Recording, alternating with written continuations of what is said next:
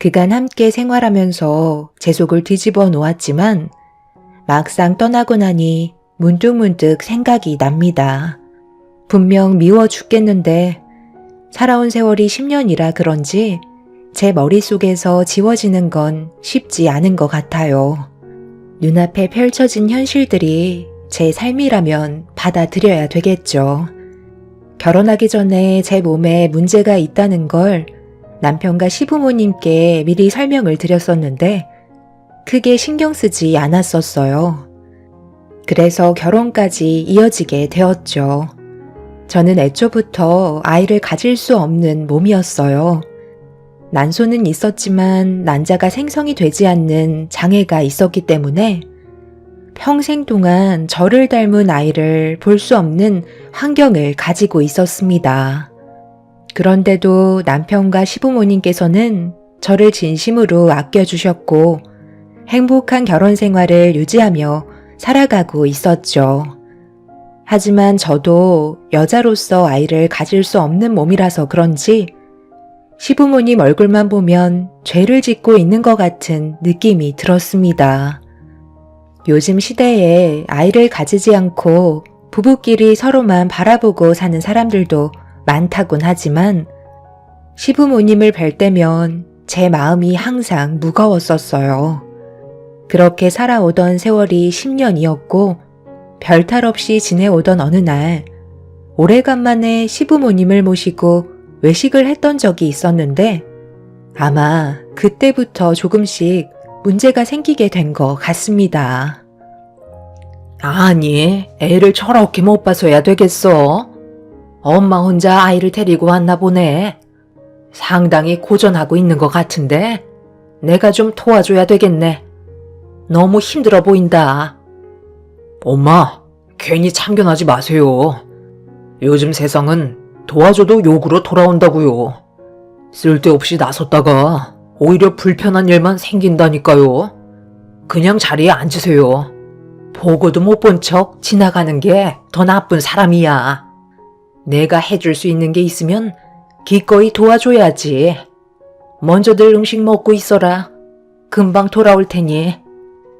혼자 식당에 와서 힘들게 아이를 돌보며 음식을 먹고 있는 모습을 보니 저도 참 안타깝게 생각을 하고 있었어요. 아이는 식당이 떠나갈 정도로 울고 있었는데 친모가 달래도 울음을 그치지 않았던 아이가 시모가 안아주자 금세 울음을 그치더니 무슨 일 있었냐는 듯 식당 안은 조용해지더라고요. 저도 그 모습을 보고 좀 놀라긴 했지만 시모가 아이를 바라보고 있던 눈빛을 보니 또다시 죄송스러운 마음이 다가왔어요. 남편과 결혼할 당시 아이가 없어도 상관없다는 말씀을 하셨지만 아이를 안고 있는 시모를 봤을 때 겉으로 표현은 안 하셨던 것뿐이지 속으론 손주를 보고 싶어 하셨다는 걸 눈빛을 통해 확실히 알 수 있었죠. 그렇게 시모는 아주 잠깐이었지만 아이를 진정시킨 뒤 다시 아이의 엄마한테 안겨준 뒤 자리로 돌아오셨습니다. 남편은 시모가 안아주자 울음을 그쳤다는 게 신기한 듯 말수가 많아졌지만 저는 고개를 들지 못할 정도로 너무 죄송스러웠습니다. 그날 음식이 코로 들어가는지 입으로 들어가는지 모를 만큼 죄책감에 시달려 제대로 된 음식을 먹지 못하고 있었어요. 시모는 이런 제 마음을 아셨는지 계속 저에게 말을 시키면서 다른 쪽으로 분위기를 잡으셨지만 이미 한번 안아봤던 아이한테 눈을 떼지 못하고 계셨습니다. 그 모습을 빤히 지켜보던 남편도 씁쓸했는지 금세 말수가 적어지더니 음식에만 집중을 하더라고요. 그렇게 가시방석 같았던 외식이 끝나고 집으로 돌아왔는데 그때부터 남편이 저를 대하는 행동이 조금씩 차가워지기 시작했어요. 결국 아이 문제로 대화를 주고받게 되었죠. 당신 요즘 나한테 너무 쌀쌀맞게 대하는 거 알아? 예전과 상당히 다른 모습을 보여주고 있잖아. 저번에 식당 다녀온 뒤로 계속 그러는데 어머님께 손주를 안겨드리지 못한 것 때문에 그래? 나는 그 모습을 봤을 때 기분이 어땠을 것 같아? 고개를 들 수 없을 만큼 힘들었다고. 내가 그래서 결혼 전에 아이를 가질 수 없는 몸이기 때문에 정말 많이 고민했었잖아. 그런데 이제 와서 나한테 아이를 가질 수 없는 몸이라 손주를 안겨드리지 못하니까 그거에 대한 불만들이 생기고 있는 것 같은데, 그럼 내가 어떻게 해줬으면 좋겠는데? 지금이라도 이혼을 해주길 바라는 거야? 다른 여자 만나면 당신이 원하는 아이를 가질 수 있을 테고 시부모님께 손주를 안겨드릴 수 있을 거잖아. 계속해서 나를 무시하고 한마디 할 때마다 가시가 있는데 계속 이런 관계가 지속된다면 우리의 삶은 안 봐도 힘들어질 수밖에 없다고. 차라리 입양을 할까? 당신이 원하는 걸 나한테 얘기를 해줘야 나도 방법을 찾을 거 아냐. 고민거리를 털어놔봐. 당신한테 아무리 얘기를 해봤자 달라지는 건 없는데 뭐하러 입 아프게 내가 가진 고민을 털어놔. 그냥 이대로 늙어 죽을 때까지 사는 거지. 어차피 당신은 아이를 가질 수 없는 몸인 건 변함이 없는 거잖아. 솔직히 나도 그때는 당신밖에 안 보여서 아이는 없어도 된다고 생각했었지만 결혼 생활이 길어질수록 주위에서 아이를 출산했다는 소식이 들려오거나 아이를 안고 있는 부모들을 봤을 때 나도 그런 느낌을 받아보고 싶고 나를 닮은 아이를 가지고 싶다는 마음이 점점 머릿속을 떠나지 않더라고. 그러다 보니 내가 선택한 삶이 너무 후회스러웠는데 얼마 전에 우리 엄마가 남의 아이를 안았을 때 바라보던 시선은 내 마음을 찢어놓더라. 당신이 누구보다 힘들겠지. 그런데 우리 집안 식구들 또한 10년 동안 힘들었던 건 사실이야. 앞으로 이런 갈등은 계속해서 있을 테고 당신을 원망하는 건 더욱더 커질 수밖에 없다고 생각해. 시간이 지나면 괜찮아졌다가 또 내 삶을 원망하거나 이런 삶이 반복될 거야. 그러니 당신도 신경 쓰지 마. 그리고 입양하자는 말을 했는데 그러기까지 해서 구멍난 곳을 채우고 싶지 않아. 나를 닮은 아이를 원하는 거지. 평생 무료봉사하려고 내 삶을 입양아한테 바치고 싶지는 않다고. 그러니 방법이 없다고 하는 거야. 이제 그만 말하자. 이런 말 해봤자 해결되는 거 하나 없는데 입만 아프니 나는 한숨 자야 되겠다. 남편은 저를 선택한 거에 대해 후회를 하고 있었어요. 제가 고민하고 걱정했던 현실이 눈앞에 펼쳐지기 시작했고, 날이 가면 갈수록 남편은 저를 대하는 행동들은 더욱더 심해지고 있었습니다. 어느 정도 시간이 지나면 괜찮아질 거라 생각했었는데, 그건 제 착각이었고, 남편은 저를 막대하는 행동들이 더 이상 아무렇지도 않은 듯 저를 더욱더 힘들게 만들고 있었어요. 이런 삶이 반복이 되어 가다 보니 저도 지쳐버리게 되자 결국 남편과 다시 한번 크게 마찰이 일어나고 말았습니다. 그리고 10년 동안 한 번도 각방을 쓴 적이 없었는데 처음으로 저희 부부는 각방을 사용하게 되었죠. 그런 시간들이 오래되자 앞으로도 계속해서 이런 삶이 반복이 되면 돌이킬 수 없는 상처까지 받게 될까봐 이제는 서로가 원하는 삶을 살아야 하나 싶어 관계 정리까지 생각하게 되었고, 남편이 퇴근하고 들어왔을 때 앞으로의 계획이 있는지 물어봤어요. 남편은 무뚝뚝한 말투로 그냥 대충 살면 되지 사람 피곤하게 하지 말라며 방으로 들어가 버렸습니다. 정말 이런 식으로 나올 거야? 차라리 이럴 바엔 그냥 각자 갈 길 가는 게 좋겠어. 10년 동안 우리 함께 해왔지만 그동안 당신은 나에 대한 불만들이 상당히 많았던 걸 이번 일을 통해 알 수 있었다고. 그래서 내가 결혼은 힘들 것 같다고 했었는데 당신은 그런 나를 끝까지 붙잡았었잖아. 그런데 이제 와서 나보고 어쩌라는 거야? 나는 뭐 아이를 가지고 싶지 않아서 이러는 것 같아? 당신이 이럴 때마다 내가 얼마나 괴로운데. 원하는 게 이혼이면 그렇게 해줄게. 이혼? 내 10년을 너한테 바쳤는데 이혼이라는 말이 쉽게 나오냐? 그냥 이러다 말겠지.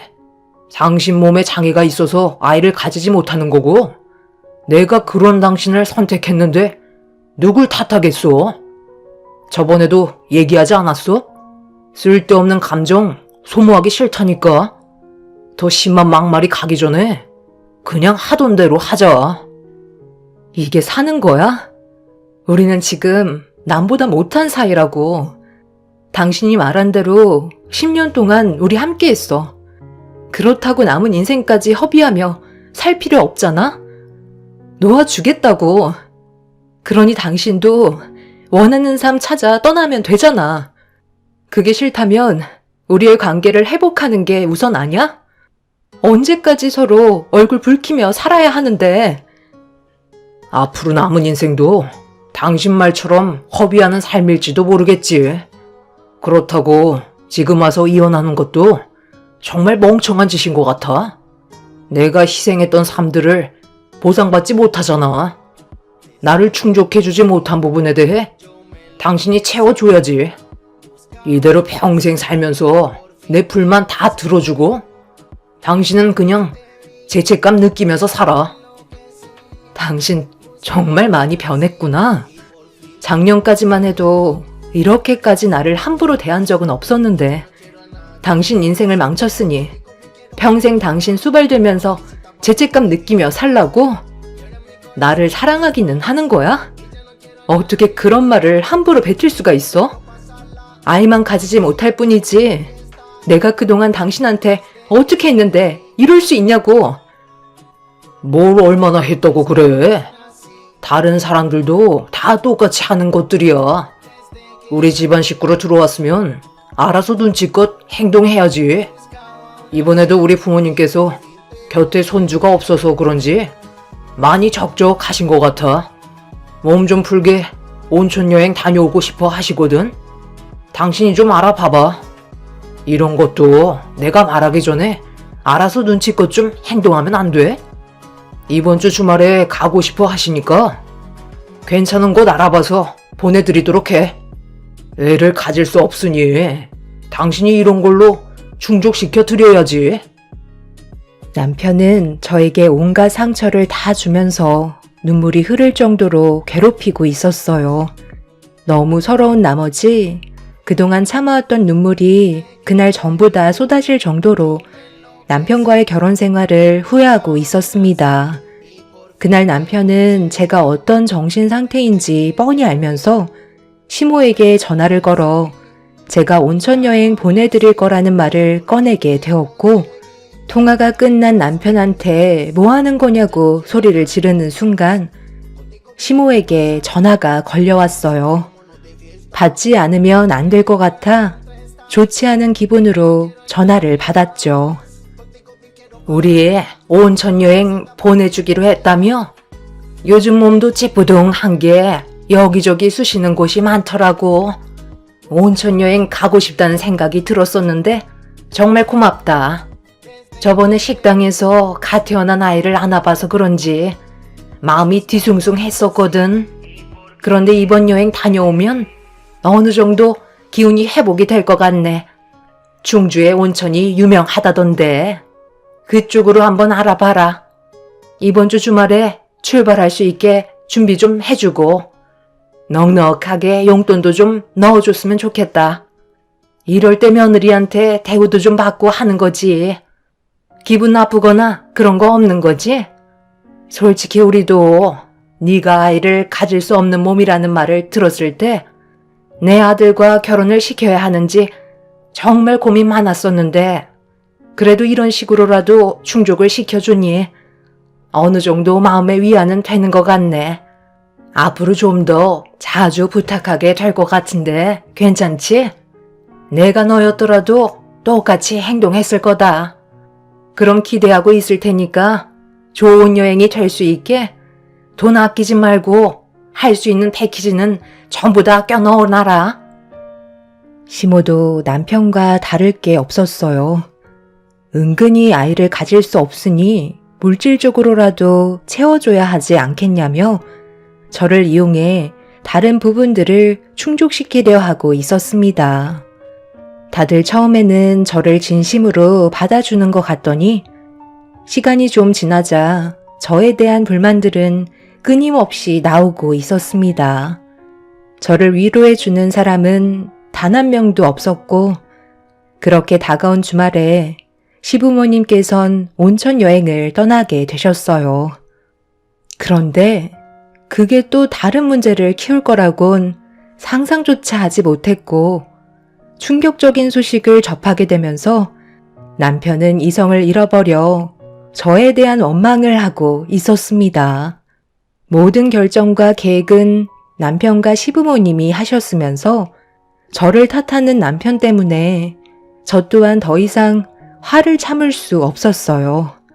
시부모님께서 온천 여행을 떠나신 뒤 며칠 동안 조용했었는데 집으로 돌아오실 때 버스가 반대편에서 넘어오는 차를 피하려다가 전복되는 사고가 발생이 되었는데 버스 안에 타고 있던 많은 사람들이 다치게 되는 일이 있었고 세상을 떠나신 분들도 계시다는 소식을 접하게 되었죠.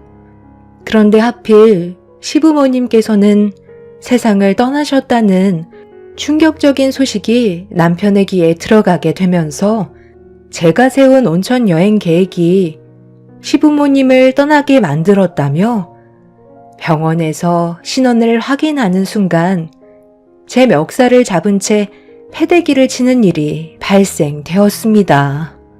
저는 해달라는 대로 해준 것밖에 없었는데 제 돈으로 보내드렸다는 거에 남편은 저를 원망하고 있었습니다. 결국 저도 남편한테 너무 서운했던 나머지 막말을 퍼붓게 되면서 세상 떠난 시부모님 앞에서 안 좋은 말을 주고받고 말았어요. 남편과 저는 더 이상 부부의 관계로 살아갈 수 없을 만큼 서로에게 많은 상처를 주게 되었고 이혼 얘기가 나오고 말았습니다. 이게 왜 내 탓인데? 당신이 온천 여행 보내달라는 말을 꺼냈었잖아. 나한테 그런 말 꺼내지 않았다면 이런 일은 발생되지 않았겠지. 선택은 당신이 해놓고 왜 내 탓을 하는 건지 정말 이해를 할 수가 없어.